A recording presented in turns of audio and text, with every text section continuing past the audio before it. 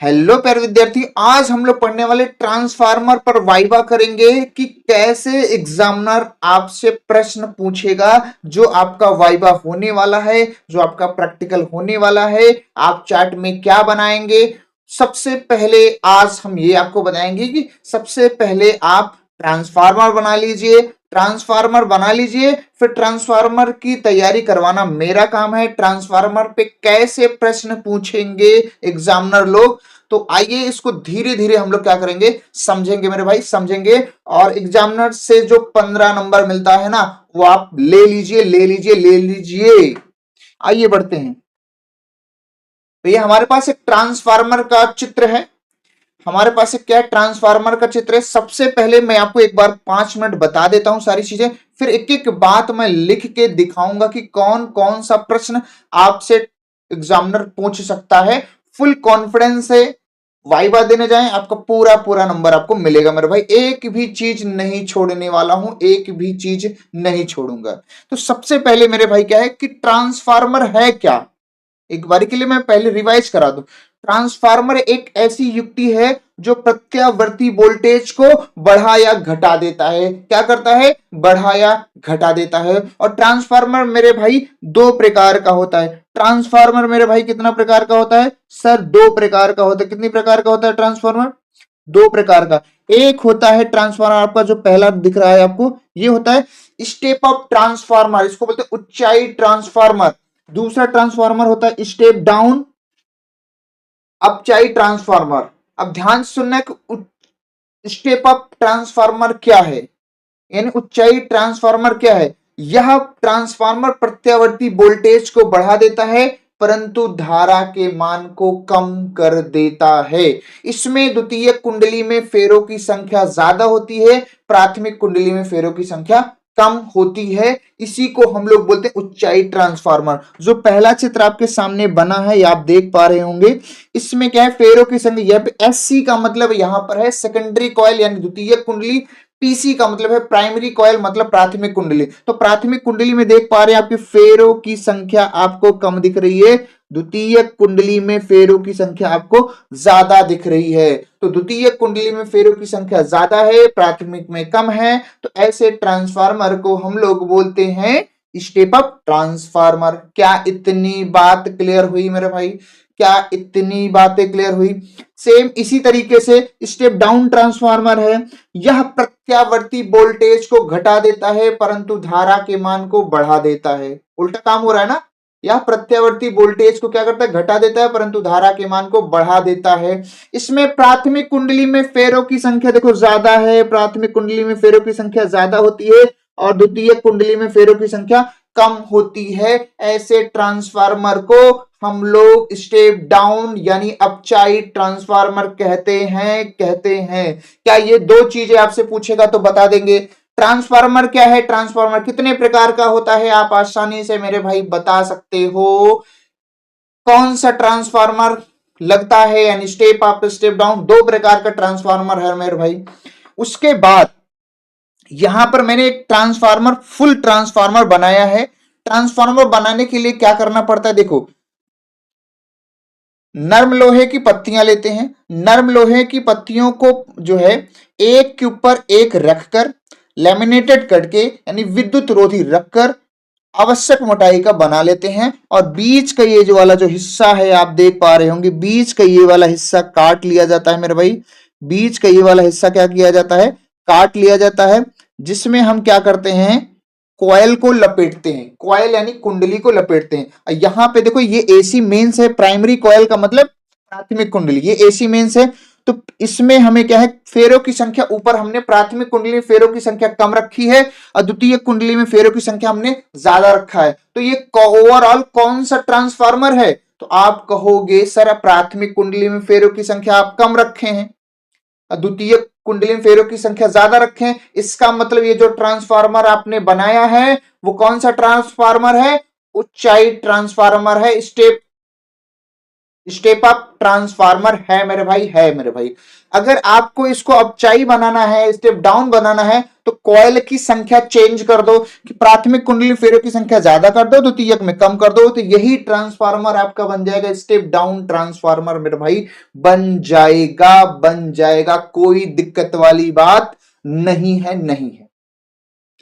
अब आपसे प्रश्न ये पूछता है, अब आपसे प्रश्न ये पूछेगा एग्जामिनर कि या किस सिद्धांत पे काम करता है, तो आपको बताना है कि ट्रांसफार्मर अन्योन्य प्रेरण के सिद्धांत पे काम करता है। फिर पूछेगा अन्योन्य प्रेरण क्या है, तो आपसे पूछ सकता है एग्जामिनर, तो आपको बता देना है जब दो कुंडलियों को पास पास लाते हैं तो किसी एक कुंडली में धारा के मान में परिवर्तन करने पर द्वितीय कुंडली में भी फ्लक्स के मान में परिवर्तन हो जाता है। ये घटना जो है जिससे प्रेरित विद्युत वाहक बल उत्पन्न हो जाता है, और ये घटना क्या होती है, अन्योन्य प्रेरण कहलाती है। उसी के सिद्धांत पर ट्रांसफार्मर हमारा क्या करता है मेरे भाई, काम करता है। ये इसका सिद्धांत है, ये इसका यहाँ पे सिद्धांत लिखा है, वीपी अपान वीएस बराबर एनपी अपान एनएस बराबर आईएस अपान एपी। देखो वीपी का मतलब प्राइमरी वोल्टेज, वीएस का मतलब सेकेंडरी वोल्टेज, एनपी का मतलब प्राइमरी नंबर, मतलब प्राथमिक कुंडली में फेरों की संख्या, एनएस का मतलब द्वितीय कुंडली में फेरों की संख्या है मेरे भाई, है। और आईएस का मतलब यहां पर है कि आईएस का मतलब यहां पर है कि द्वितीय कुंडली में प्रवाहित धारा अप्राथमिक कुंडली में प्रवाहित धारा आईपी है। अब यहाँ पे वोल्टेज और धारा क्या है, व्युत क्रमानुपाती है। वोल्टेज और धारा हमारी कैसी है, व्युत क्रमानुपाती है। इसीलिए जब हम अपचाई ट्रांसफार्मर पढ़ते हैं, इसमें प्रत्यावर्ती जब वोल्टेज घटता है तो धारा का मान बढ़ जाता है। स्टेप अप में क्या होता है, वोल्टेज बढ़ता है तो धारा का मान कम होता है, क्योंकि ये इसका जो कार्य सिद्धांत है ये बताता है कि यहाँ पे धारा और वोल्टेज एक दूसरे के क्या है, व्युत क्रमानुपातिक संबंध रखते हैं मेरे भाई, व्युत क्रमानुपातिक संबंध रखते हैं। आइए हम और आगे बढ़ते हैं कि आपसे एग्जामिनर क्या क्या पूछ सकता है कि गांव में कौन सा ट्रांसफार्मर यूज करते हैं, शहर में या फिर पावर हाउस में कौन सा ट्रांसफार्मर हम लोग यूज करते हैं, ये भी आपसे पूछ सकता है। तो आइए हम आगे बढ़ते हैं और आगे आपको हर एक प्रश्न बताते हैं कि कौन सी चीजें आपसे क्या क्या वो पूछ सकता है मेरे भाई, पूछ सकता है। आइए बढ़ते हैं। तो देखो सबसे पहला एग्जामिनर का ये हो सकता है कि आपसे ये प्रश्न यही पूछ सकता है कि बताइए ट्रांसफार्मर किसे कहते हैं। पूछ सकता है कि ट्रांसफार्मर क्या है, किसे कहते हैं, क्या काम है।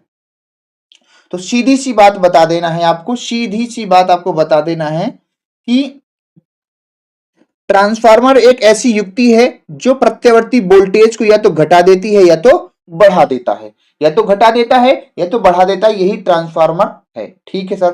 फिर दूसरा प्रश्न आपसे ये पूछ सकता है ये एग्जामिनर, अगर एक आपने बता दिया दूसरा ये भी पूछ सकता है कि ट्रांसफार्मर किस सिद्धांत पे काम करता है। तो बच्चे को पता है कि अन्योन्य प्रेरण के सिद्धांत पे काम करता है। अन्योन्य प्रेरण क्या है मैंने अभी बताया। ठीक है sir, yes sir, yes sir. अगला प्रश्न आपसे एग्जामिनर ये पूछ सकता है कि ट्रांसफार्मर कितने प्रकार का होता है। तो आपको बताना है मुख्यतः जो ट्रांसफार्मर है हमारा दो प्रकार का होता है, एक है ऊंचाई ट्रांसफार्मर और एक होता है अपचाई ट्रांसफार्मर। ऊंचाई ट्रांसफार्मर को हम लोग बोलते हैं स्टेप अप ट्रांसफार्मर और अपचाई को क्या बोलते हैं, स्टेप डाउन ट्रांसफार्मर। बाकी मैंने यहां पे दिखा दिया है कि उपचाई ट्रांसफार्मर में फेरों की संख्या ज्यादा होती है द्वितीय कुंडली में, और प्राथमिक कुंडली में फेरों की संख्या कम होती है मेरे भाई। और अपचाई ट्रांसफार्मर में क्या होता है कि द्वितीय कुंडली में फेरों की संख्या कम और प्राथमिक कुंडली में फेरों की संख्या क्या होती है मेरे भाई, ज्यादा होती है। यही आपका क्या है, दो प्रकार का ट्रांसफार्मर है। और मैंने ये भी बताया अभी कि उपचाई जो ट्रांसफार्मर है ये क्या करता है, वोल्टेज को मेरे भाई बढ़ा देता है, और अपचाई क्या करता है, वोल्टेज को मेरे भाई घटा देता है। ये ऐसी चीजें आपसे वो पूछ सकता है, कौन, एग्जामिनर, कौन, एग्जामिनर। ठीक है मेरे भाई।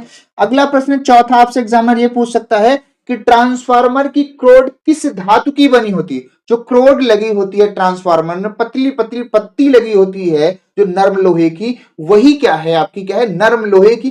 किस धातु की बनी होती है, तो आप बता देना मेरे भाई कि नर्म लोहे की बनी होती है, नर्म लोहे की बनी होती है। किस लोहे की बनी होती है, नर्म लोहे की बनी होती है। क्यों बनी होती है इसको भी मैं अभी बताने वाला हूं मेरे भाई।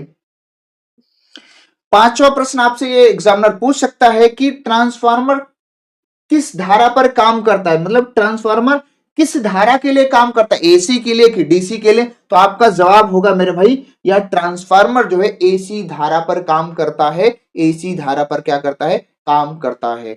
अगला प्रश्न आपसे एग्जामिनर ये पूछ सकता है मेरे भाई, ट्रांसफार्मर की एफिशिएंसी क्या होती है, ट्रांसफार्मर की दक्षता कितनी होती है।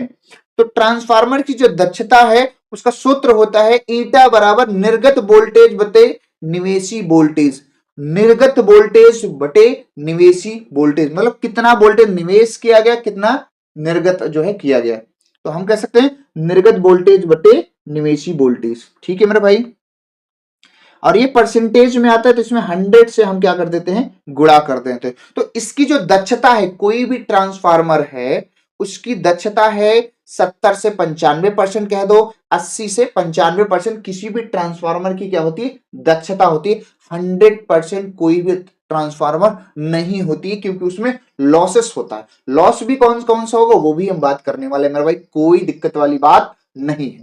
अगला प्रश्न आपसे एग्जामिनर पूछ सकता है 7वां कि ट्रांसफार्मर की क्रोड पटलित क्यों होती है। यानी कि पटलित का मन करने का मतलब यह है कि जो ट्रांसफार्मर की क्रोड है नर्म लोहे की, उसको एक के ऊपर एक लैमिनेटेड करके क्यों बनाया जाता है, आवश्यक मोटाई का। क्यों, एक लोहा ही, अगर लोहा ले ले तो क्या हो जाएगा, पतली पतली पतली पत्ती को जोड़ जोड़ के आवश्यक मोटाई का बनाते हैं। क्यों ऐसा करते हैं, पटलित क्यों करते हैं, तो कारण यह है कि भैया भंवर धारा कम करने के लिए। भंवर धारा हमारी एक खतरनाक धारा होती है, अगर ऐसा ना करें तो ये क्या, लोहे को अगर लोहा लगा दिया जाए डायरेक्टली तो लोहे को लाल तप्त कर देती है और उसको गला देगी, जिससे हमारा सिस्टम क्या होगा मेरे भाई, जल्दी से खराब हो जाएगा। लेमिनेटेड करने से क्या होता है कि धारा को हम लोग क्या करते हैं, कम कर पाते हैं। धारा को क्या करते हैं हम लोग, यानी भंवर धारा को कम करते हैं। ठीक है मेरे भाई, ऐसा इसलिए इसको उपयोग करते हैं, भंवर धाराओं को कम करने के लिए। भंवर धारा क्या है, भंवर धारा एक हमारी खतरनाक धारा होती है। ठीक है, क्या इतने प्रश्न अगर एग्जामिनर पूछेगा तो आप बता देंगे, कमेंट करिए yes sir yes sir yes sir yes sir. आइए बढ़ते हैं मेरे भाई आगे की ओर। अगले प्रश्न में ये रहा अगला प्रश्न आपकी स्क्रीन पर, आठवां प्रश्न आपसे ये पूछ सकता है एग्जामिनर की बताइए ट्रांसफार्मर से हानि क्या होती है। ट्रांसफार्मर से हानि क्या होती है, तो दो तीन हानि तो आपको पता ही होनी चाहिए। पहली हानि मैंने लिख दी है कि भंवर धारा से हानि। जो भंवर धाराओं से हानि कैसे होती है, तो यह नर्म लोहे की क्रोड को लाल तप्त कर देती है जिससे अधिक उष्मा की हानि होती है। अगर भंवर धारा ज्यादा उत्पन्न हो जाएगी तो नर्म लोहे की क्रोड को क्या करती है, लाल कर देती है, लाल तप्त कर देती है, जिससे उष्मा के द्वारा हमें ज्यादा हानि होती है। अब इसका बचाव के लिए क्या करना है, तो ट्रांसफार्मर की जो क्रोड है ना उसको और अच्छे से पटलित किया जा सकता है, और अच्छे से पटलित करके उसको हम कम कर सकते हैं। ठीक है मेरे भाई, दूसरी हानि है आपकी क्या, ताम्र हानि। ताम्र हानि का मतलब तांबे के तार, तांबे के जो कुंडलियां बनी होती है ट्रांसफार्मर में, तांबे के तारों से बनी होती हैं। तांबे के तारों का कुछ ना कुछ प्रतिरोध होता है, उस प्रतिरोध की वजह से भी उष्मा ऊर्जा के रूप में कुछ ना कुछ क्षय होती है। इसको इस हॉसेस से, इस लॉसेस से बचने के लिए ठंडा तेल, यानी देखो ना ट्रांसफार्मर तेल भी अब एक टैंक ऊपर भी आ जाता है, उसमें भी तेल भरा होता है। ठीक है, कौन सा तेल भरा होता है ट्रांसफार्मर में पूछा जाता है, तो आपको बता नेफ्था ऑयल या पेट्रोलियम ऑयल। ठीक है, एक होता है सैथिल्य हानि। कौन सी हानि, सैथिल्य हानि, जो आयताकार कुंडली के प्रत्येक चुंबकन और विचुंबकन से, आयताकार कुंडली के प्रत्येक चक्र के चुंबकन विचुंबकन से भी उष्मा ऊर्जा के रूप में क्या होती है, क्षय होती है। इससे बचने के लिए हम क्या करते हैं, धातु को, जो धातु है मिश्र धातु की बनाते हैं। धातु क्या होनी चाहिए, मिश्र धातु की होगी, तो इससे सैथिल्य हानि से बचा जा सकता है। ठीक है मेरे भाई, अगला प्रश्न एग्जामिनर आपसे पूछ सकता है क्या कि ट्रांसफार्मर का उपयोग कहां करते हैं, तो हर एक बच्चे को पता है सर, रेडियो में करते हैं, ठीक है सर, टेलीविजन में करते हैं, ठीक है, पावर सप्लाई में, ठीक है सर, इन सब में क्या करते हैं हम, ट्रांसफार्मर का यूज करते हैं। और सबसे जो मेन इंपॉर्टेंट काम है, विद्युत ऊर्जा को दूर स्थान तक भेजने में, विद्युत ऊर्जा को दूर स्थान तक भेजने में हम क्या करते हैं, ट्रांसफार्मर का मेरे भाई उपयोग करते हैं, उपयोग करते हैं। क्या इतनी बातें क्लियर हो रही हैं, क्या इतनी बातें क्लियर है, क्या अब आपका कॉन्फिडेंस बढ़ेगा एग्जामिनर के सामने, ये सब रट्टा मारना है आपको। अगला प्रश्न आपसे पूछ सकता है एग्जामिनर क्या कि ट्रांसफार्मर में कौन सा तेल डाला जाता है और क्यों। आपसे पूछा जा सकता है कि भाई ट्रांसफार्मर में तेल डालते हैं, ठीक है, आपने बता दिया कि सर पेट्रोलियम ऑयल है या नेफ्था ऑयल जिसे कहते हैं, क्यों डाला जाता है, तो आपको बोलना है ठंडा प्रदान करने के लिए, ठंडा प्रदान करने के लिए, यानी ठंडा करने के लिए, सीधा सीधा कह सकते हो ठंडा करने के लिए। जब ये हीट लॉसेस जो होता है, गर्म हो जाता है, तो ठंडा जो है इसको करने के लिए हम क्या करते हैं, पेट्रोलियम तेल या नेफ्था ऑयल का हम लोग क्या करते हैं, यूज करते हैं। अगला प्रश्न आपसे ये एग्जामिनर पूछ सकता है कि ट्रांसफार्मर का मुख्य कार्य क्या है। व्हाट इज द मुख्य कार्य, मुख्य कार्य क्या है, मेन वर्क क्या है इसका।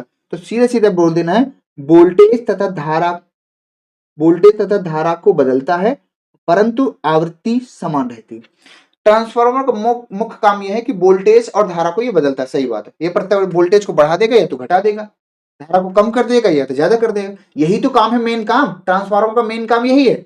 लेकिन जो इसकी फ्रीक्वेंसी है वो फिक्स होती है, आवृत्ति ट्रांसफार्मर की चेंज नहीं होती है मेरे भाई, याद रखना याद रखना याद रखना।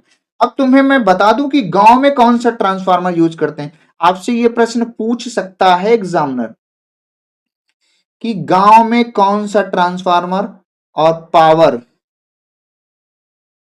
हाउस में, समझ लीजिएगा गांव में कौन सा ट्रांसफार्मर यूज करेंगे। तो मेरे भाई गांव में जो ट्रांसफार्मर यूज किया जाता है वो होता है अपचाई। कौन सा होता है, अपचाई। क्यों होता है मैं बताता हूं, पावर हाउस में ऊंचाई होता है, कौन सा ऊंचाई, स्टेप अप, ठीक है। तो गांव में अपचाई ट्रांसफार्मर क्यों होता है, देखो ऊंचाई ट्रांसफार्मर क्या होता है, जब पावर हाउस में 10,000 20,000 वोल्टेज जब उत्पन्न किया जाता है, क्योंकि ये प्रत्यावर्ती वोल्टेज को बढ़ाता है ऊंचाई ट्रांसफार्मर, पावर हाउस में जब 10,000 20,000 लाख वोल्टेज उत्पन्न किया जाता है, तो उसको जब भेजा जाता है तारों के द्वारा, तो सीधे अगर आपके घर में वो वोल्टेज आ जाएगा तो आपके जितने भी सिस्टम है सब जल जाएंगे तुरंत। तो उतने उतने हमें वोल्टेज की जरूरत नहीं पड़ती, इसलिए जैसे ही गांव में तार आता है पावर हाउस से, जो वोल्टेज 11,000 10,000 20,000 है ना, 24,000 25,000 का जो वोल्टेज आता है, वो क्या करते हैं हम लोग उसको वहां पर जहां पर हमें सप्लाई देना होता है, जहां पर जैसे गांव में सप्लाई देना होता है, तो वहां पर एक अपचाई ट्रांसफार्मर लगाते हैं। अपचाई ट्रांसफार्मर का काम क्या है कि जो वोल्टेज है ना, जो जिसे 11,000 वोल्टेज भेजे हमने, तो ये वोल्टेज को क्या कर देगा, कम कर देता है, कम करके जितना वोल्टेज हमें जरूरत पड़ती है, जनरली हमें कितने वोल्टेज की जरूरत पड़ती है, 220 वोल्टेज की, तो इतने वोल्टेज हमारे घर में क्या करता है, ये प्रोवाइड कराता है, जिससे हमारा सिस्टम क्या हो, खराब नहीं होता, बढ़िया से चलता है। तो गांव में ट्रांसफार्मर क्या होता है, अपचाई ट्रांसफार्मर यूज करते हैं। क्यों करते हैं, क्योंकि कम वोल्टेज को उत्पन्न करते हैं, क्योंकि कम वोल्टेज के 220 240 इतने वोल्टेज की हमें आवश्यकता होती, हमारा सिस्टम भी लगभग इसी रेंज का, इसी वोल्टेज का होता है। और पावर हाउस से हम ज्यादा वोल्टेज उत्पन्न करते हैं, क्योंकि हमें एक नहीं पता नहीं कितने गांवों में भेजना रहता है, तो इसलिए हम क्या करते हैं मेरे भाई, ऊंचाई ट्रांसफार्मर का उपयोग करते हैं मेरे भाई, उपयोग करते हैं। आई होप कि आपको सारी चीज क्लियर है। फिर भी अगर कोई डाउट है तो आप मुझे बताइए, और एग्जामिनर से 15 नंबर लेकर दिखाइए भाई, पूरा पूरा बना लीजिए, एक एक चीज तैयार कर लिए। कोई डाउट हो तो आप कमेंट करिए मेरे भाई, हम मिलते हैं आपको अगले वाइवा में। आज के लिए बस इतना ही, बाकी नेक्स्ट वीडियो मिलेंगे। Bye bye, take care everybody, मेरे पढ़ाकू आर्मी, बाय बाय।